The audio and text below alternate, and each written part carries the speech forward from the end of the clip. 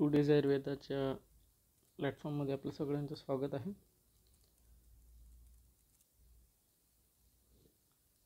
पिछले लेक्चर में हमने अस्थि शारीर के बारे में ए ब्रीफ इंट्रोडक्शन पढ़ा था. अभी हम लोग जो है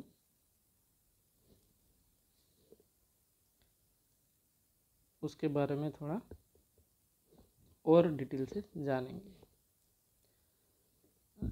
त्याची आपण ट्रिक बघितली, कुठले प्रकार आहेत अकॉर्डिंग टू द सुश्रुत. ठीक आहे. तर त्याच्यातला जो पहिला प्रकार आहे तो आपण आता बघणार आहोत. पहिला प्रकार म्हणजे कपालस्थी. कपालस्थी म्हणजे काय? कपालस्थी म्हणजे फ्लॅट बोन्स. कम ना शिरः पालयति इति कपालं करोति भागः.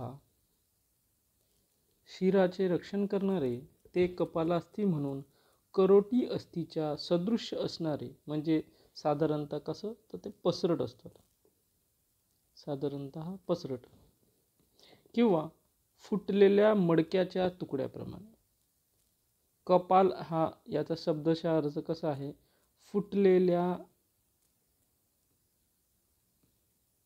फुटलेल्या मडक्याच्या तुकड्याप्रमाणे. जो माठ किंवा घडा असतो तर तो जसा ज्या पद्धतीने फुटलेला असतो, अगदी त्याचप्रमाणे ह्या कपालस्थींचं दर्शन आपलं होतं, म्हणून यांना कपालस्थी असे म्हटले. तर त्याला शुद्ध पुणेरी मराठीमध्ये एक छानसा शब्द आहे, तो म्हणजे खापर. ठीक आहे. शरीरातील पुढील अस्थी कपालस्थी या प्रकारात येतात. आता हे सगळे जे तुमचे आहेत, जान्हवास्थी, नितंबास्थी, अंशफलकास्थी, गंडास्थी, तालवास्थी, शंखास्थी आणि करोटी, हे जे काही आहेत हे सगळे तुमचे येणार MCQच्या अंडर. ठीक आहे. हे सगळे येणार MCQच्या अंडर आणि हा तुम्हाला विचारला जाणार, MHS मध्ये विचारला जाणार आणि AIAPGT मध्ये सुद्धा विचारला जाणार. रुचकास्थी. रुचम करोति इति रुचकः. अन्नास रुची आणणारे अस्थी. या प्रकारामध्ये काय येतात तर दंत येतात. अर्वाचीन शास्त्रात हा अस्थींचा प्रकार मानला जात नाही, म्हणजेच दातांची गणना अस्थींमध्ये केली जात नाही. ठीक आहे. पुढे जाऊया. तरुणास्थी. यानी घनता न प्राप्नुवन्ति तानी तरुणास्थी. जर समजा तुम्हाला तरुणास्थीची व्युत्पत्ती किंवा निरुक्ती विचारली तर ते इथं लिहिणं अपेक्षित आहे. ज्या अस्थींना घनत्व प्राप्त होत नाही त्यांना तरुणास्थी असं म्हणतात.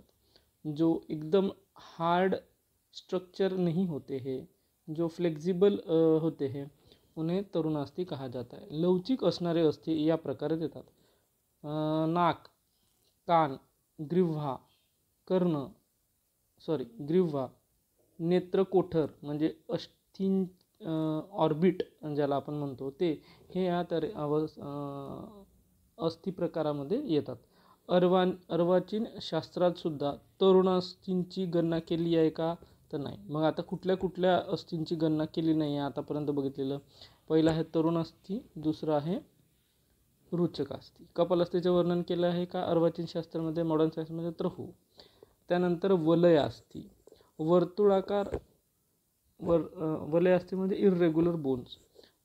वर्तुळाकार किंवा अर्धवर्तुळाकार आकारातल्या अस्थींना काय म्हणतात तर वलय असते. वलय म्हणजे काय तर वलय म्हणजे वर्तुळ. आपण मराठीमध्ये जे बघतो त्याच्यात वर्तुळ याला वलय असं म्हणतात. गोलाकार संरचना समजा आहे, तर हा एवढा छान मला गोल काढता नाही आला, पण एक बघू ट्राय करून. तर ज्या कुठल्या वलयाकार गोष्टी आहेत, अस्थी आहेत